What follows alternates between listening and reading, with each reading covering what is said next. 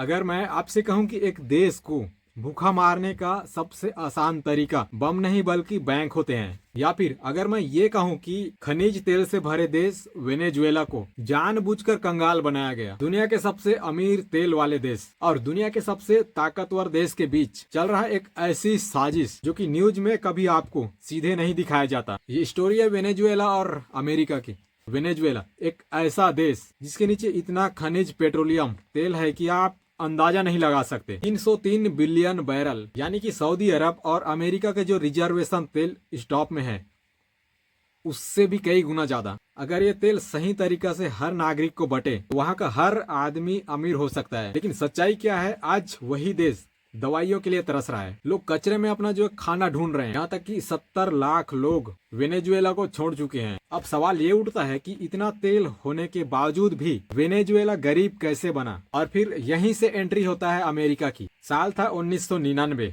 जब अमेरिका को दिक्कत शुरू होने लगा। क्या हुआ, वेनेजुएला में एक आदमी जो है सत्ता में आया जिसका नाम था ह्यूगो चावेज। आने के बाद उसने क्या किया, अमेरिकी कंपनियों को सीधे बाहर कर दिया। ये कंपनी वेनेजुएला से तेल खरीदते थे, ये कंपनियां वेनेजुएला से तेल ले जाते थे और फिर वेनेजुएला के सारे तेल भंडार को नेशनलाइज किया और सीधे अपने कंट्रोल में ले लिया। वहाँ की जनता को फ्री इलाज, फ्री एजुकेशन, राशन देना शुरू कर दिया। और यही बीच वेनेजुएला क्या कर दिया, सबसे बड़ा अपराध क्या किया, अमेरिका को आंख दिखा दिया, अमेरिका को सीधा आईना दिखा दिया था। और बस यहीं से ही अमेरिका का भी नींद उड़ गया था, क्योंकि भाई साहब अमेरिका को ये पसंद नहीं कोई देश जो अपना खनिज संसाधन तेल खुद कंट्रोल करे, कोई सरकार जो अमेरिका के लाइन से हटे। इसका एक ही प्लान, सीधा हमला नहीं, अंदर से इसे तोड़ो। और अमेरिका ने यही किया वेनेजुएला के साथ। अमेरिका ने वेनेजुएला पर हमला नहीं किया क्योंकि ऐसा करने से दुनिया जो है सवाल पूछता। तो अमेरिका ने अपनाया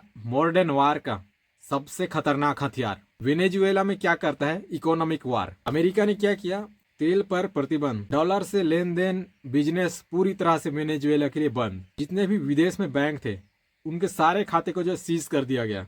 कई सारी दवाइयां, मशीन, स्प्रे पार्ट्स, बहुत सारे सामान को जो है रोक देता है। अब आप सोचिए, आपके पास खनिज तेल है, पेट्रोलियम है, लेकिन आप उसे बेच नहीं सकते। और एग्जैक्ट यही हुआ वेनेजुएला के साथ। फिर 2019 में अमेरिका ने किया एक सबसे खुला वाला खेल। फिर बिना चुनाव, बिना संविधान के एक आदमी को जो है राष्ट्रपति घोषित कर दिया जिसका नाम था जुआन ग्वाइडो। इसको वेनेजुएला के किसी भी नागरिक ने वोट ही नहीं दिया था, लेकिन अमेरिका ने क्या कह दिया, यही असली राष्ट्रपति है। अब सवाल उठता है कि क्या कोई देश दूसरे देश में कौन राष्ट्रपति बनेगा इसको तय कर सकता है। और यही कहलाता है रेजिम चेंज कॉन्स्पिरेंसी। इन सब असल वजह क्या है, ना लोकतंत्र, ना मानवाधिकार। इसका असली रीजन जो है सिर्फ 3 शब्दों में है, ऑयल कंट्रोल और पावर।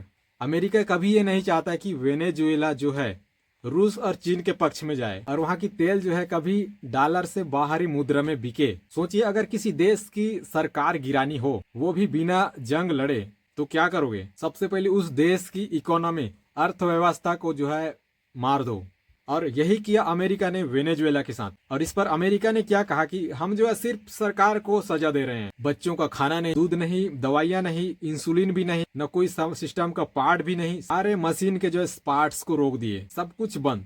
अब सवाल ये उठता है, क्या भूख जो है सरकार को लगता है? और अमेरिका का असली खेल जो है यहीं से शुरू होता है। वेनेजुएला में सिर्फ आर्थिक हमला नहीं हुआ, CIA का इन्वॉल्व और सीक्रेट ऑपरेशन, तख्ता पलट, फर्जी प्रोटेस्ट, भाड़े के सैनिक। एक बार क्या हुआ, 2020 में एक घटना हुआ, ऑपरेशन गाइडेओन। इसमें क्या होता है, कुछ हथियारबंद लोग समुद्र के रास्ते से जो है वेनेजुएला में घुसे थे और इनका उद्देश्य क्या था, प्रेसिडेंट को पकड़ना, वहाँ की सरकार को गिराना। उनमें से हैरानी की बात तो ये था कि उनमें से कई सारे लोगों ने इन सारे बातों को कबूल भी किया था कि हमें जो है बाहर से सपोर्ट मिला था। और सारे न्यूज चैनल आपको क्या दिखाता है, Venezuela emergency, Venezuela crisis, Venezuela in people protest, Nicolas Maduro dictator. लेकिन न्यूज ये नहीं बताते कि कौन कौन से बैंक अकाउंट जो है फ्रीज किए गए, कौन से तेल के जहाज को रोका गया, कौन सी दवाइयों को रोका गया और फिर क्यों रोका गया। क्योंकि कहानी को अगर सही सही बताया गया तो सवाल जो है अमेरिका से पूछे जाएंगे और अमेरिका को ये बात मंजूर नहीं।